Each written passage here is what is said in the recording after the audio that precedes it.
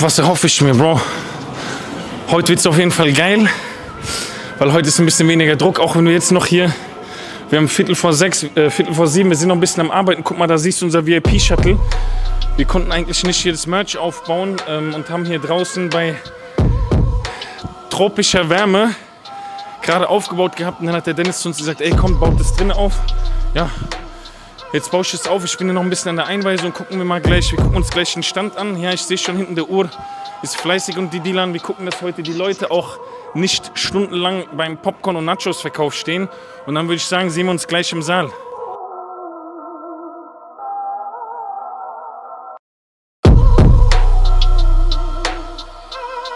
Hallo, ich bin Well. Ich bin Make-up-Artist von Marvin. Und ich bin glücklich für meinen Bruder, dass heute der Film raus ist. Und Leute, ich verspreche euch, die Leute, die hier nicht waren, die haben Riesen verpasst.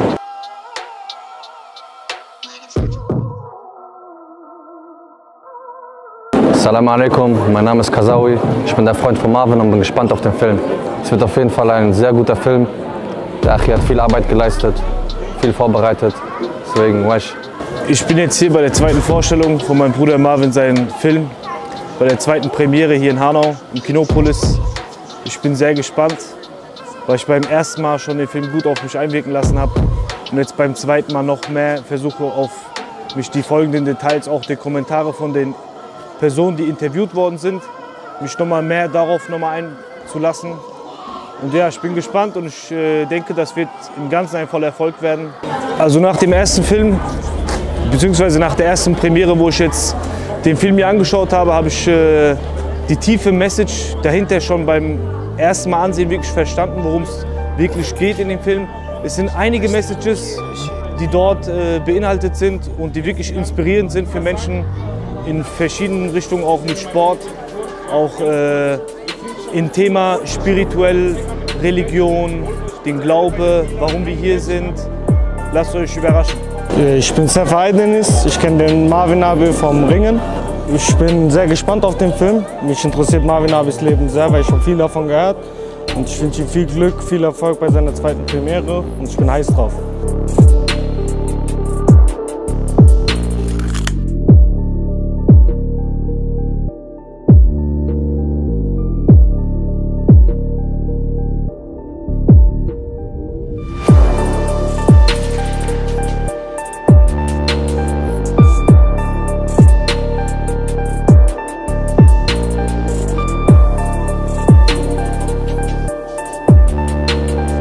Den Marvin gleich ankündigen und wer von euch am lautesten schreit, der kriegt eine kleine Überraschung von mir. Okay?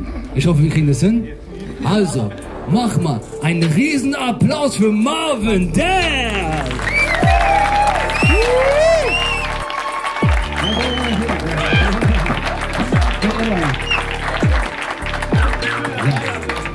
Danke dir, Dennis, danke schön. Danke, dass ihr alle gekommen seid. Ich freue mich wirklich, euch alle wiederzusehen. Es sind wirklich auch einige hier, die ich viele, viele Jahre nicht gesehen habe. Hier soll es nicht darum gehen, dass einer sagt, boah, der Marvin ist krass oder der Arme, was er erlebt hat, sondern es geht darum, dass wir einen gewissen Mehrwert aus dieser Reise mitnehmen. Deswegen wird es halt alles, was die Doku angeht, wird immer begleitend sein halt von eine Rede von mir. So werden auch die zukünftigen Events sein. Also ich habe schon ein paar weitere Events, habe da eine Zusage für bekommen, weil eben der faktische Teil einfach interessanter ist, auch so vorzutragen, anstatt jetzt den Film kaputt zu machen, dadurch, dass dann so viele Beweise und Fakten in dem Film drin vorkommen. Leider können meine Kinder nicht hier sein, das war schon letzten Sonntag so, der Film ist ja FSK 16. Weil meine Kinder natürlich ein großer Teil von der Energie sind, die ich entwickelt habe im Laufe der Zeit. Die Grundidee entstand tatsächlich im Gefängnis mit einer alten Schreibmaschine. Also im Gefängnis kann man sich halt eben gewisse Utensilien kann man sich genehmigen lassen und ich hatte dann halt eine Schreibmaschine und habe angefangen zu schreiben. Am Anfang war das so eher in Richtung Eigenbiografie. Und ein großes Ding, was ich wollte einfach Veränderung. Okay, ich wollte Veränderung, ich wollte, dass diese Stigmatisierung aufhört, ich wollte, dass diese Fremdenfeindlichkeit aufhört, ich wollte, dass diese ganze Islamophobie aufhört, weil es ist nun mal ein leider immer noch aktuelles Thema. Und der Punkt ist halt, dass es wir können nicht stigmatisieren und es kann auch nicht sein, wenn jetzt der Hans Gustav XY den Islam annimmt, dass man ihn halt direkt als Feindbild sieht oder sonst was. 2017 bin ich entlassen worden und ich habe mir halt im Gefängnis gesagt, dass ich auf jeden Fall das Erste, was ich machen werde, ist die Pilgerfahrt. Auf Arabisch heißt das Umrah, das ist die sogenannte islamische Pilgerfahrt. Das ist da, wo meine Mutter immer sagt, da wo ihr um das Haus so Kreis herumläuft, ja genau, das ist das. Da geht keiner hin, um sich irgendwie am Tag danach irgendwo wegzusprengen oder so. Das sind leider eben genau diese Minderheiten, die wir durch die Medien natürlich in den Vordergrund gedrückt bekommen und dadurch sehen wir leider immer nur das Negativbeispiel. Ich war 2,5 Jahre bis Endstrafe unschuldig im Gefängnis, komme raus, meine eigene Familie, meine engsten Freunde, bis auf natürlich meine geliebten Freunde, die hier vorne gleich noch alle gelobt werden, haben sich von mir distanziert und haben gesagt, Bro, guck mal, dieses mit Bart und mit Gebetsgewand und hier Allahu Akbar und keine Ahnung was. Und überlegt mal kurz, wie krass es ist, wenn ihr habt 2,5 Jahre lang so eine krasse Enttäuschung erleben müssen. Da kommen wir zum Thema Auswanderung nach Marokko 2018. Ich habe selber irgendwie angefangen, mich nicht mehr mit meinem eigenen Land hier identifizieren zu können und habe gesagt, okay, ich muss vielleicht auf eine Reise gehen. Der Schuldirektor hat 20 Jahre in Hamburg gelebt, ist übrigens Doktor, Professor, keine Ahnung was. Konnte natürlich Deutsch und er hat gesagt, ey, jetzt gerade, du meldest dich genau zum Anmeldeschluss. Wenn du willst, komm noch vorbei. Und dann bin ich eben nach Marokko mit, wie gesagt, knapp 500 € in der Tasche und habe mir als selbst zur Aufgabe gemacht, diesen kontroversen Koran und diese kontroverse Religion einfach selbst zu studieren. Am 9. Februar 2020 bin ich von Malaga, ich war oft auch in Spanien unterwegs, bin ich von Malaga nach Frankfurt geflogen. 10 Tage später, am 19. Februar 2020, wissen die meisten, was hier leider passiert ist. Und das war das Attentat hier von Hanau, an dem leider einige, auch unserer geliebten Freunde, Menschen, Familienmitglieder leider ermordet wurden. Warum? Warum wurden die ermordet? Natürlich gibt es ja jetzt auch, mittlerweile versucht man es politisch in Stücke zu reißen und war kein rassistischer Anschlag oder war nicht direkt gegen Muslime und. Jetzt bin ich wieder hier in Deutschland. Freue mich eigentlich wieder, meine Freunde zu sehen. Hier vorne haben wir auch meine Elite hier, Sinam, Yelda, Ono, Wael, Ur und so, meine wirklich allerengsten Freunde. Niki, wir haben uns seit Jahren nicht gesehen. Freude, meine alten Freunde wiederzusehen. Und 10 Tage nachdem ich hierher komme, werden einfach auch andere Freunde von mir und Bekannte über den Haufen geballert. Warum? Fremdenfeindlichkeit, Islamophobie, Rassismus und.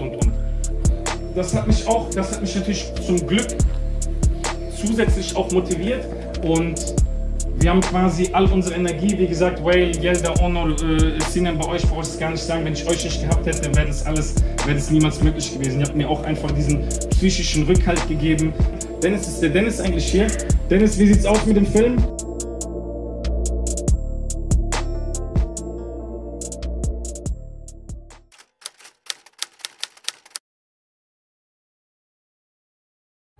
Mein Name ist Marvin Dell, Spitzname Enes. Ich bin 31 Jahre alt und komme aus Hanau. Ich habe 2,5 Jahre unschuldig im Gefängnis gesessen. Leute, für mich, ich habe den Film jetzt halt schon 80.000 Mal gesehen, ne? Für mich ist es keine Premiere mehr. Wie fandet ihr es ganz kurz? Was sagt ihr? Ganz wichtig für jeden Einzelnen, der hier gerade im Saal ist, weil ohne euch wäre das nicht möglich gewesen. Danke an euch alle, danke, dass ihr mein Projekt supportet habt. Ihr liegt mir so am Herzen und ich küsse eure Herzen, eure Seelen. Danke, ohne euch wäre es nicht möglich gewesen. Ein Applaus für euch. Dankeschön. Hier einmal mein Bruder Bilal. Ein Applaus für Bilal, bitte. Das ist einer der Überlebenden vom 19. Februar. Mein Freund schon sehr lange und ich bin sehr froh, auch wenn wir andere verloren haben, Bruder, dass du verschont worden bist und dass du uns immer noch behalten geblieben bist, Bruder. Du weißt, wir sind schon so lange befreundet. Danke für alles. Damn, P-Glow, you did that?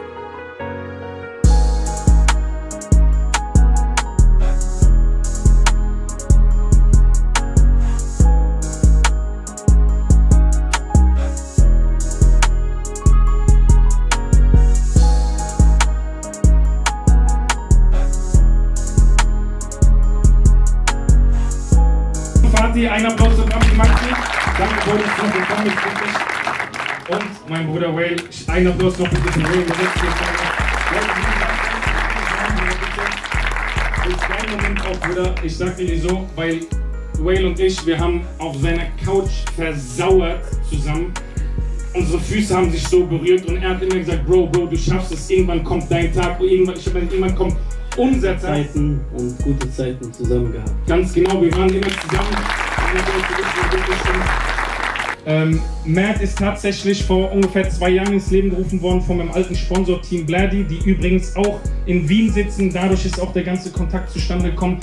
Matt ist einmal mein Name, also Marvin Enes Del, und noch dazu, diese Kombination ist halt Motivation Athletic Dean. Der Hintergrund ist einfach, und ich hoffe, dass ihr da in der Zukunft ein bisschen meine Sachen verfolgt, weil es wird jetzt einige Podcasts geben, Michael, vielleicht auch mit dir, hoffe ich. Motivation Athletic Dean, um es mal einfach auf Deutsch kurz runterzubrechen. Ich habe für mich verstanden, nach so vielen Jahren, dass es wie so ein Dreieck gibt für mich, das auch schon längst bei anderen funktioniert hat, weil ich viele meiner Freunde auch so mit auf diese Schippe gebracht habe und es auch bei denen funktioniert hat. Motivation ist quasi das Mindset, also es geht alles, was sich in deinem Kopf abspielt, ja, wie was dein Business angeht, wie du mindset-technisch geordnet bist, deine emotionale Intelligenz, dass du dich kontrollieren kannst und. Das ist halt der Mindset-Part. Wir haben den Athletic-Part, spricht ja auch für sich, also bedeutet eben Körper, deine körperliche Gesundheit, ja, dazu zählt Sport und halt auch eben Ernährung, ja, unter den Athletic-Part, weil dieser Athletic-Part, also deine körperliche Gesundheit ist zwingend, also hängt direkt zusammen mit deinem Kopf, weil ein guter Kopf funktioniert nicht mit einem schlechten Körper und andersrum eben genauso nicht. Das sind diese beiden Komponenten und Deen, ganz kurz Leute, ist das arabische Wort für Religion.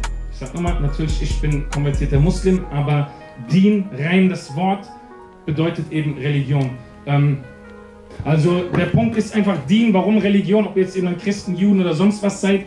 Wir haben diesen Kopf, den Körper, den Mindset-Aspekt, wir haben den körperlichen Aspekt und den seelischen Aspekt, weil unsere Seele braucht eben irgendeine Nähe zu Gott, über welches Format ihr dann eben an Gott glaubt, das ist euch überlassen. Bei mir ist es der Islam, wenn einer von euch sagt, ich glaube an Jesus, ich bin Christ, der andere sagt Jude, das ist jedem selbst überlassen. Nur dieses Dreieck ist quasi mein magisches Dreieck, das ich mit Matt gebildet habe, also Motivation, Athletic Dean, und davon werdet ihr in der nächsten Zeit mehr sehen und ich hoffe auf euren Support auf jeden Fall.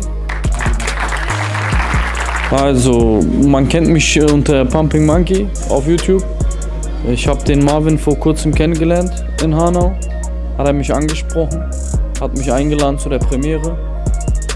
Ich finde, er ist ein mega Typ, fresher Typ. Der Film an sich sehr gut. Also gerade einen Film geschaut von Marvin Del, die Dokumentation, ja, war super. Kannten ja schon von Football, von Hanauer Zeit, Wiesbadener Zeit, dann Bad Homburg, Frankfurt. Ja, war eine super Doku.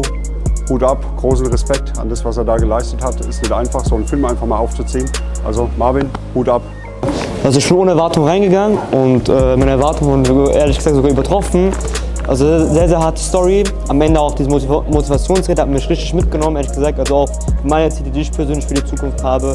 Ich konnte auf jeden Fall was mitnehmen. Also ich finde, man sollte die Menschen nicht nach dem Aussehen und nach seiner Religion beurteilen, sondern einfach seine Geschichte anhören, wie man auch von ihm gehört hat. Dass, wenn man unschuldig verurteilt wird, ist das schon hart, wenn die Beweise schon offensichtlich sind oder die Beweise nicht offensichtlich sind in dem Fall. Ich finde das auf jeden Fall hart und ich kann einfach nur mitgeben, ich wünsche alles Beste, war ein sehr, sehr krasser Film. Bro, ich bin auf jeden Fall mental exhausted, also ich kann nicht mehr, die Leute haben wirklich, was ich echt krass finde, es wurden mir gute Fragen gestellt, die einfach so nochmal so ein bisschen die letzte Energie aus mir rausgekitzelt haben. Die erste Vorstellung letzte Woche hat natürlich so viel Energie gekostet, dass ich eigentlich dachte, ich kann die zweite nicht mehr jetzt einfach so irgendwie hinbekommen. Aber dank auch meines Teams hier, Bro, du kannst doch mal rüberschwenken. Du siehst, wie aktiv die da drüben sind. Dank meines Teams und dank deren Hilfe habe ich es halt geschafft, das irgendwie nochmal aufzuraffen. Weil, ey, Bro, ich bin einfach nur, ich bin reif, 2 Wochen Social Media Pause, Strand und keine Ahnung, wirklich. Also ich bin wirklich kaputt. Es geht weiter auf jeden Fall, Leute, wie ihr gehört habt, nächstes Jahr, ich habe bei den Hanau Hornets unterschrieben, also nächstes Jahr wird erstmal hier im Herbert-Dröse-Stadion aufgeräumt. Das heißt, jeder, der nächstes Jahr ins Herbert-Dröse-Stadion kommt, wird auf jeden Fall verprügelt, natürlich sportlich gesehen. Und ja, mein Boxtrainer, ihr habt ihn eben gehört, mein Boxtrainer auf jeden Fall setzt auch seine Pferde auf mich. Wir hätten dieses Jahr schon kämpfen sollen, da sind leider krankheitsbedingt sind da Sachen ausgefallen. Auch dadurch, dass ich so viel wegen der Dokumentation, ich habe so viele Emotionen gehabt, ich habe so eine emotionale Last mit mir tragen müssen, dass ich irgendwie das alles nicht über einen Kamm scheren konnte, auch wenn ich anfangs dachte, ja, ich krieg das schon irgendwie alles hin, aber es war einfach so ermüdend und jetzt, Bro, 2025 ist mein neues Jahr, ich kann mit allem abschließen, ich habe den Leuten bewiesen, dass mit mir immer zu rechnen ist und 2025 wird es ganz klar in Richtung sportliche Ziele gehen und ich hoffe, ihr seid alle dabei.